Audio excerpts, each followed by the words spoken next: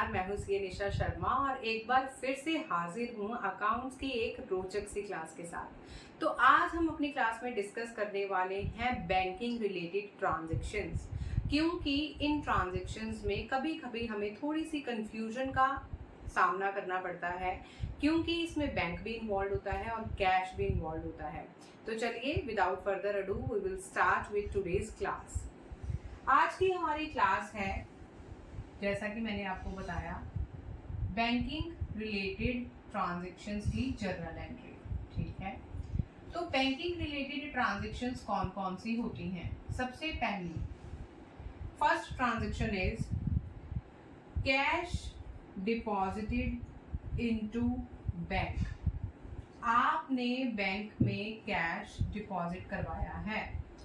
Simultaneously हम journal draw कर लेंगे यहाँ पे, जहां पे हम अपनी जर्नल एंट्रीज को पास करेंगे।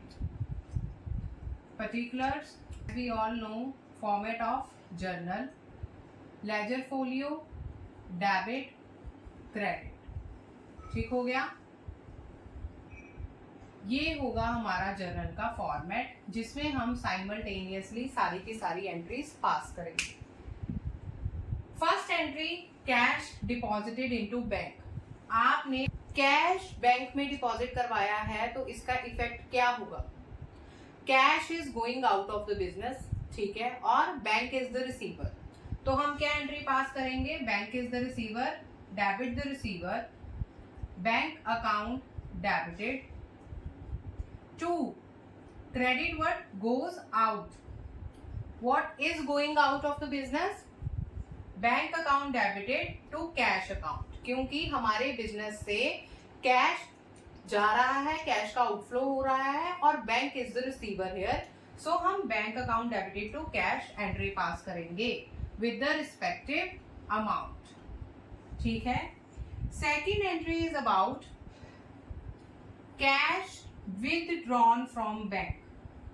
पहली एंट्री में हम कैश डिपॉजिट करवा रहे थे एंड सेकेंड एंट्री में हम कैश विदड्रॉ करवा रहे हैं। इट मीन्स कि हमारे पास कैश रिसीव हो रहा है। Debit what comes in, debit what comes in, cash is coming in the business, so we will debit cash. Cash account debit what is coming in the business. To, credit the giver. Who is giver here? Bank, क्योंकि हम cash withdraw करवा रहे हैं out of bank, तो entry pass होगी cash account debited to bank account. इन entries को हम कॉन्ट्रा एंट्रीज भी कहते हैं। जिस एंट्री में बैंक और कैश दोनों इन्वॉल्व होते हैं, उन एंट्रीज को कॉन्ट्रा एंट्री कहा जाता है। ठीक है। Third entry is check received from debtor deposited on same day.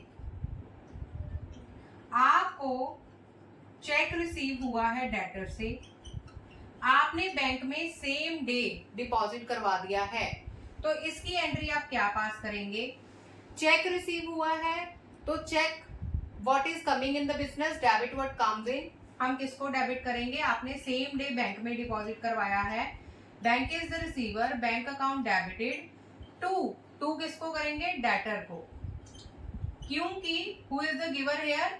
Debtor is the giver. Debtor हमें हमारा बैलेंस पे कर रहा है, तो हम डेबिट किसको करेंगे? बैंक को, क्योंकि रिसीवर कौन है? बैंक। तो आप यहां पे एंट्री क्या पास करेंगे? Bank account debited to debtors account. अब इसी एंट्री को हम थोड़ा सा मॉडिफाई करें।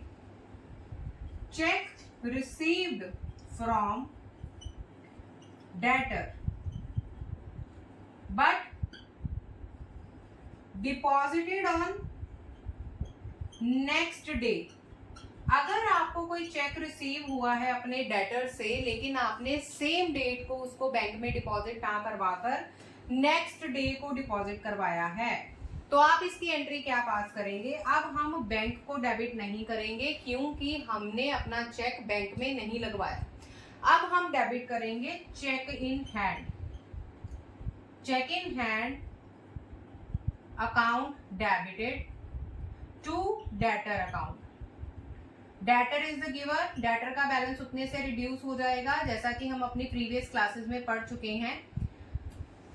डेटर क्रेडिट होगा, चेक इन हैंड डेबिट होगा विद द रिस्पेक्टिव अमाउंट। जिस दिन नेक्स्ट डे आप वो चेक बैंक में डिपॉजिट करवाएंगे उस दिन आपकी एंट्री आ जाएगी, क्योंकि बैंक इन्वॉल्व हो गया है, आपने चेक डिपॉजिट करवा दिया है, तो bank account debited to cheque in hand. अब इसका रिस्पेक्टिव इफेक्ट क्या आया अगर हम देखें, इसका रिस्पेक्टिव इफेक्ट ये आया कि जिस दिन आपको चेक रिसीव हुआ है उस दिन आप एंट्री पास कर रहे हैं cheque in hand account debited, debit हो गया। जिस दिन आपने चेक अपनी पोजेशन में से निकाल के बैंक में डिपॉजिट करवा दिया है उस दिन आपने चेक इन हैंड को कर दिया है क्रेडिट। ठीक है, जैसा कि मैं आपको अपनी प्रीवियस अकाउंटिंग इफेक्ट इक्वेशन की वीडियो में बता चुकी हूँ, चेक इन हैंड डेबिट है, चेक इन हैंड क्रेडिट है। डेबिट एंड क्रेडिट का इफेक्ट क्या होगा, plus minus is equal to minus, मतलब नेगेटिव। तो चेक इन हैंड हमारा नील हो जाएगा और इफेक्ट क्या आ जाएगा, bank account debited to debtor account, मतलब हमने वो चेक जो रिसीव किया था डेटर से हम अपने बैंक में डिपॉजिट करवा चुके हैं। ठीक हो गया। अब मान लीजिए कि जो आपने चेक डिपॉजिट करवाया था बैंक में, जो आपको आपके डेटर से मिला है, वो चेक डिसऑनर हो गया है। Check received from debtor got dishonour.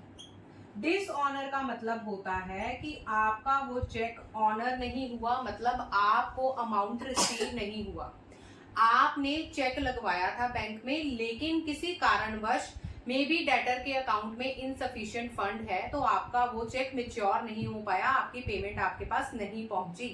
तो उस केस में जो आपका डेटर है वो फिर से आपका डेटर बन जाएगा। क्यों? इस एंट्री में डेटर से हमने उतने पैसे रिसीव कर लिए थे, उतना अमाउंट रिसीव कर लिया था, तो डेटर को हमने क्रेडिट कर दिया था। डेटर का कौन सा बैलेंस होता है बताइए जल्दी से। डेटर का बैलेंस होता है debit, because debtor fall in the category of assets, और एसेट्स का हमेशा डेबिट बैलेंस होता है, as I have discussed in the previous classes. Cheque in hand to debtor हमने एंट्री पास की थी, डेटर को हमने उतने से क्रेडिट कर दिया था, मतलब अगर हमने फॉर एग्जांपल डेटर से 1 लाख रुपए लेने वाले हैं, हमने 25,000 का चेक रिसीव कर लिया, तो एंट्री आ गई चेकिंग हैंड टू डेटर, और डेटर 25,000 से रिड्यूस हो गए, बैलेंस बच गया 75,000 डेटर से लेने वाला। लेकिन अगर हमारा चेक डिसऑनर हो गया है, इट मीन्स कि जो उसने हमें पैसे दिए थे, जो हमने 25,000 से उसका बैलेंस रिड्यूस किया है, वो फिर से हमारी किताबों में बढ़ जाएगा, और वो 25,000 का चेक जो हम अपनी बुक्स में लेके आए थे बाय पासिंग दीज एंट्रीज, वो चेक नलीफाई कर देंगे उसका इफेक्ट, और डेटर फिर से 25,000 वाले लेने खड़े हो जाएंगे हमारी बुक्स में। तो हम उसकी एंट्री क्या पास करेंगे, हम उसकी एंट्री पास करेंगे, चेक डिसऑनर हो गया तो आप एंट्री क्या पास करेंगे, डेटर अकाउंट को डेबिट करेंगे, क्योंकि आपका डेटर फिर आपके डेटर्स फिर से आपकी बुक्स में आने चाहिए, और 2 कर देंगे बैंक अकाउंट को, क्योंकि जब हमें चेक रिसीव हुआ था उस टाइम पे हमने बैंक को किया था डेबिट। बैंक को डेबिट कर रहे हैं ना हम यहाँ पे, बैंक को डेबिट क्यों कर रहे हैं, क्योंकि हमने वो चेक डिपॉजिट करवा दिया है विद बैंक। लेकिन जैसे ही वो चेक डिसऑनर हुआ, डिसऑनर का मतलब हो गया कि वो चेक हमें अब नहीं रिसीव, हमें उसके एवज में पैसे नहीं मिलेंगे, तो हम बैंक को क्रेडिट कर देंगे और साइमल्टेनियसली डेटर को करेंगे डेबिट, ताकि जो अमाउंट हमने उससे अपनी बुक्स में दिखा दिया है कि रिसीव हो चुका है, उसको हम खत्म करके दोबारा से रिसीव करने के लिए स्टैंड कर दें। ठीक है, होप करती हूँ ये एंट्रीज आपको यहाँ तक क्लियर हो गई होंगी। नेक्स्ट हम डिस्कस करेंगे कुछ छुटपुट सी एंट्रीज जो कि बहुत आसान है, क्योंकि हमने अपना जर्नल चैप्टर कंप्लीट करना है, तो ये एंट्रीज करनी बहुत जरूरी है। तो हम नेक्स्ट जो डिस्कस करेंगे that is bank charges charged by bank. आप बैंक के थ्रू कोई भी ट्रांजेक्शन्स करते हैं तो बैंक उस पे कुछ नॉमिनल चार्जेस हैं जो कि हमसे चार्ज करता है। ये जो नॉमिनल चार्जेस हैं ये हमारी फर्म के कंसिडर क्या किए जाते हैं, खर्चे, एक्सपेंस। तो नॉमिनल अकाउंट का बहुत ही एक छोटा सा रूल है, debit all the expenses and losses, credit all incomes and gains, ठीक है।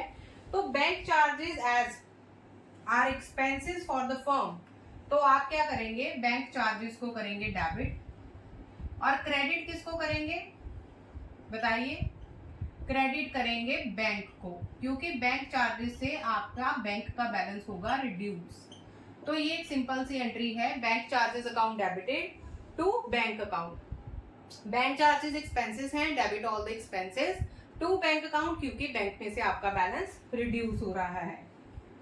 इंटरेस्ट चार्ज बाय बैंक, बहुत ही इजी एंट्री है, बैंक ने इंटरेस्ट चार्ज किया है, तो जहां पे हमने बैंक चार्जेस लिखा है उसकी जगह हम लिखेंगे interest account debited to bank account, क्योंकि इंटरेस्ट हमारी फर्म का फिर से एक्सपेंस है। Debit all the expenses and losses and credit the giver, giver यहाँ पे बैंक है, क्योंकि ऑब्वियसली अगर आपके बैंक चार्जेस या इंटरेस्ट बैंक डिडक्ट कर रहा है, काट रहा है आपके बैंक बैलेंस में से, तो गिवर कौन है, आपका बैंक अकाउंट, ठीक है। थर्ड वन इज, अब हमने सिर्फ खर्चे ही नहीं करे जाने, हमें इंटरेस्ट रिसीव भी हो सकता है from banks.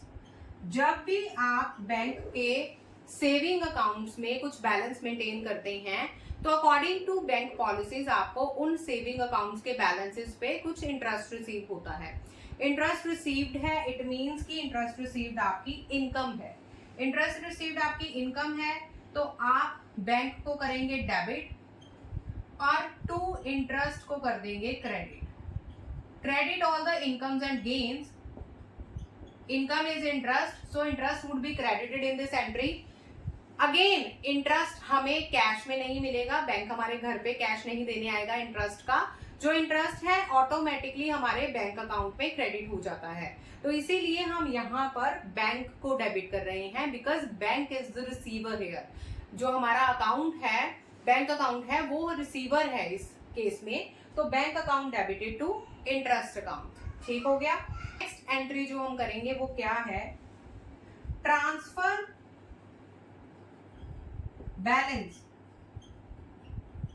From one bank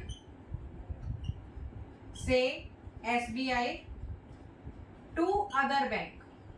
अब इस एंट्री को बहुत ध्यान से देखिएगा, क्योंकि बच्चों को इसमें बहुत ही ज्यादा कंफ्यूजन होती है। इसमें दो बैंक्स इन्वॉल्व हैं। पहला, ट्रांसफर किया है बैलेंस एक बैंक से दूसरे बैंक में, ट्रांसफर कौन कर रहा है, SBI, ठीक है, SBI is the giver, to other bank HDFC, HDFC क्या है, रिसीवर। तो सिंपल सा फंडा है, कोई कंफ्यूजन वाली बात नहीं है इसमें। हम सिंपल से एक एंट्री पास करेंगे, जिसको पैसे मिल रहे हैं, debit the receiver, HDFC receive कर रहा है, credit the giver, SBI giver है। तो आप क्या करेंगे, एंट्री पास कर देंगे HDFC account debited to SBI account, ठीक है, debit the receiver, credit the giver. तो ये तो थी कुछ आसान सी एंट्रीज जो आपकी बैंक से रिलेटेड है, चेक से रिलेटेड है, कैश से रिलेटेड है। और एक आसान सी वीडियो के साथ मैं दोबारा हाजिर होंगी, तब तक के लिए टेक केयर। मेरी वीडियो को लाइक करना मत भूलिएगा और चैनल को सब्सक्राइब करना मत भूलिएगा। Have a nice day.